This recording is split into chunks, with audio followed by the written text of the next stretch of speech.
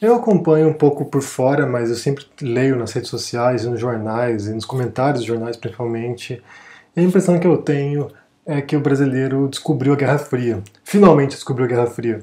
Se você não sabe, a Guerra Fria foi o período histórico entre o final da Segunda Guerra Mundial, com a vitória dos aliados contra o nazismo. O mundo se polarizou em dois blocos econômicos e ideológicos. Por um lado, você tinha os Estados Unidos e a Europa Ocidental, França e Inglaterra, e por outro lado, você tinha o bloco soviético, começado pela União Soviética, pela Rússia, e os países do Pacto de Varsóvia.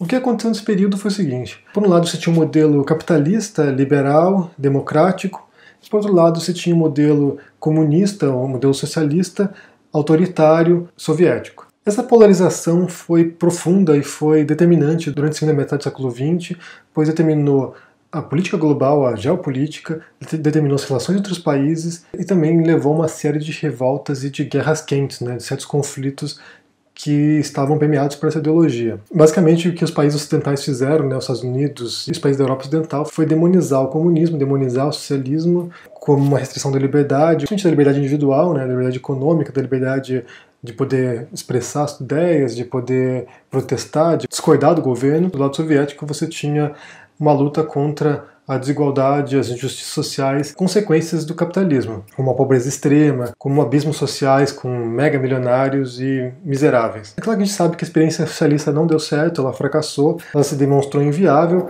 houve grandes fomes, houve milhões de mortos, houve tremendos abusos do poder nesses países comunistas, como na Rússia, como na China, como no Camboja, no Vietnã, na Coreia ou em Cuba, o que fez com que as pessoas logo traçassem um paralelo entre socialismo e ditadura, socialismo e autoritarismo. E nos países ocidentais havia essa crítica, houve até uma perseguição, houve até uma caça às bruxas por causa disso aí, porque quem era comunista imediatamente era ostracizado, era proibido de trabalhar, era proibido de se expressar, ou até nos Estados Unidos ainda hoje, alguns cargos públicos você tem que assinar, na hora que você vai preencher o formulário, você tem que ir lá marcar uma caixinha que você diz que você não é comunista. Isso foi uma profunda guerra ideológica, uma guerra silenciosa determinante e que marcou a nossa história. Ela só foi acabar de fato, simbolicamente, em 1989, com a queda do Muro de Berlim, mas de fato acabou quando houve o colapso da União Soviética em 91, ela se dividiu em estados menores e se tornou oficialmente, nominalmente, um Estado capitalista. Mas o brasileiro parece que está imerso nesse embate ainda,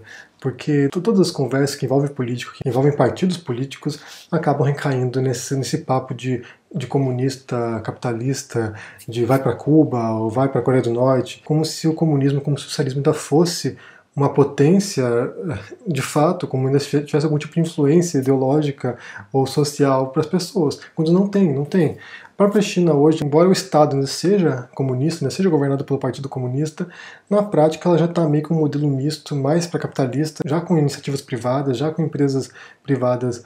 Então já é um modelo diferente, porque os chineses sempre foram mais pragmáticos, souberam lidar melhor com o contexto real, com processos históricos de fato. Mas a realidade é que essa divisão já não existe mais, já não faz sentido ficar falando desse tipo de posições, porque elas já não têm poder. Os socialistas, os comunistas, os marxistas não têm poder nenhum, eles não têm nenhum tipo de poder mais social, não têm nenhum tipo de poder ideológico, não têm mais nenhum tipo de legitimação histórica para defender seus ideais, porque os modelos que eles defendiam, os modelos que foram implantados econômicos e sociais ruíram catastroficamente. O que há hoje em dia, e o que se debate ainda, o que se utiliza como referência, são certos princípios que ainda são ideológicos, mas certos princípios éticos e morais de convivência social que prezam uma justiça social, que prezam mais igualdade, que preza um estreitamento desse abismo entre ricos e pobres. E isso não tem nada de errado.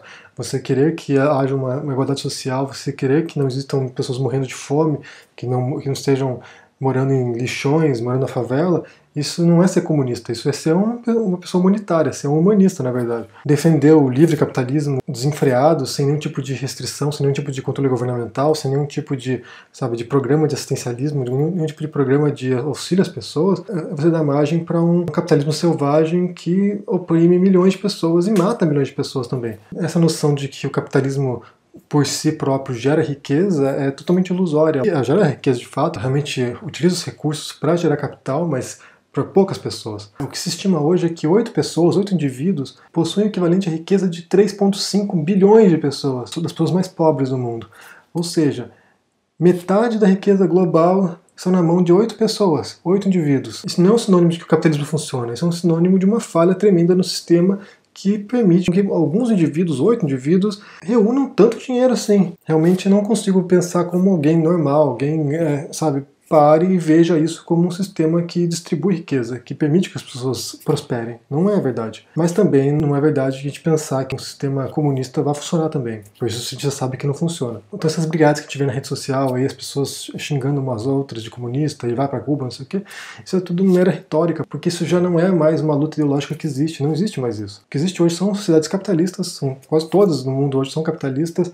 Embora o comunismo tenha sido uma grande ameaça e quase tenha vencido essa guerra ideológica, hoje em dia ele é uma força negligível, uma força desprezível que não tem nenhum tipo de influência. Mais ainda nos países pobres, nos países da América Latina, por exemplo, essa noção de uma revolução social, de uma sociedade mais igualitária, ainda é muito forte, porque há uma tremenda desigualdade social, há uma pobreza extrema, e as pessoas querem que as coisas se transformem, as pessoas querem que as coisas mudem. A gente observa certos modelos europeus, né, alguns modelos que deram certo, como o modelo escandinavo, né, da Suécia, da Noruega, da Finlândia, a gente vê que há uma mistura, que na verdade ele utiliza dois princípios. Ele utiliza o princípio do capitalismo, mas também utiliza um princípio de uma social-democracia, na qual você utiliza toda a riqueza que está sendo gerada para também ajudar as pessoas que não conseguiram prosperar tanto assim. Não tem nada de errado, isso não é nada imoral, né? Pelo contrário, isso é permitir que a prosperidade seja distribuída e que as pessoas não sejam miseráveis. Então o que eu peço para vocês é que vocês entrem no século XXI, percebam a realidade de hoje, percebam o contexto de hoje, e não fiquem usando mais argumentos que era dos anos 60, anos 70, isso aí não existe mais.